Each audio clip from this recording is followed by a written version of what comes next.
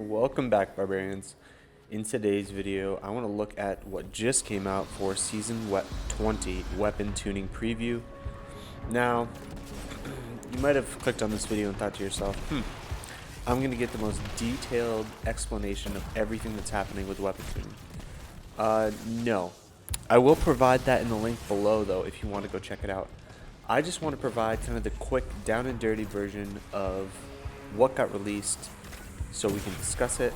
I'll read some of the highlights here and then talk about implications that it has now on Season 19 so we can be better prepared moving into Season 20. Alright, so the first thing we're going to be talking about going into Season 20 is linear fusion rifles. And as Bungie states, you probably saw this coming, linear fusion rifles outperform other heavy weapons for boss damage by a wide margin and have for quite some time. They've had their fun in the sun. So, interesting. Essentially, it's getting a damage reduction, across the board to champions, mini-bosses, bosses, and vehicles by 15%. Sleeper, Stimulant, and Queenbreaker, however, are unaffected. So, I'm reading that and thinking, okay, most fusions for Legendary aren't going to be viable. That's fine. Now what's going to come to the forefront is Sleeper, Stimulant. Simulant. It is a stimulant. As the new go-to for certain bosses. Not all, but certain ones. Alright, on to the next. Let's move to it. Let's quick, chop, chop, chop. Alright, so the next one we're going to discuss is LMGs, or machine guns, as it were. And for these, machine guns have been buffed a few times over the past, only in PvE. So we opted to increase the base damage a little, which makes them a little bit more forgiving in PvP. I don't know if you've noticed, but if you use a machine gun in PvP currently, what tends to happen is, depending on the situation, of course, the machine gun doesn't necessarily feel like a heavy weapon, is all I'm saying. Yeah, it's a little bit on me, the user, but they just kick so darn much. So they're substantially, they state, substantially increasing machine gun reserves, giving them higher uptime, particularly useful in hard content. That right there, I mean, we've seen the writing on the wall with this, and I think what this means is just get your submachine, not submachine guns, get those ready too. Get your machine guns ready, moving into this next expansion, Lightfall, and then from there, it's really going to be, Thunderlord, your retrograde futurist, and trying to think what else. Fixed odds is going to be great. Definitely try to pick up one of each element. And if you check out the article, there's a little bit in depth as far as they're increasing it by roughly 10%, and they show you the TTKs for how it's going to kill in the Crucible. But beyond that, I would say that's kind of it. With this inventory buff and the damage buff in PvP, I think they're leaving the PvE side relatively alone. So I think they're thinking the ammo economy that they change is going to be enough to make them viable. So we'll see. Next, we're going to be talking about the heavy grenade launchers. Heavy grenade launchers haven't been touched in a while and are substantially below other heavy options. Yeah, no doy. So this is the part I'm most excited about, probably, is that essentially they're getting a buff across the board, even though they have, they can be hard to use depending on the boss or the target you're trying to hit. So they're increasing damage against champions, mini-bosses, bosses, and vehicles by 20%, and miners by 40%. All I'm saying is if I get an incandescent... there is already one. Cry Mutiny has incandescent, doesn't it? I think so. Comment below if it does, please.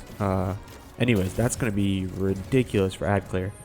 I'll definitely make a video on that. Anyways, increased projectile collision, making it slightly easier to land hits. Increased blast radius by a meter. Okay, interesting. And this is just for heavies. Parasite is unaffected. It does huge damage already. Interesting. Okay. I'm pretty excited about that. I like grenade launcher meta because it pairs well with things like Witherhoard. In Witherhoard, I don't care what meta they're bringing in. They'd have to nerf it even further for it to go away. It's just too strong of an option. But that's neither here nor there. So next we're going to be talking about shotguns. Alright, so next we're going to be talking about shotguns and how they're getting affected in this whole Season 20 rigmarole. So many things to happen to shotguns, such as their reticles are changing. The Legend of Acurius, however, the hipfire reticle is being a bit more representative due to its very large spread angle. Kinetic shotguns have always done 5% more damage versus unshielded targets in PvE. So they are nerfing that. There's some things that they're adjusting, some minor tweaks, I think, nothing crazy. Really, they're bringing this in line in order to make it feel, to make it integrate better with Strand and some of the new weapon and armor mods that they're bringing into the game. So synergy all around is just going to be improved. I'm really excited about it.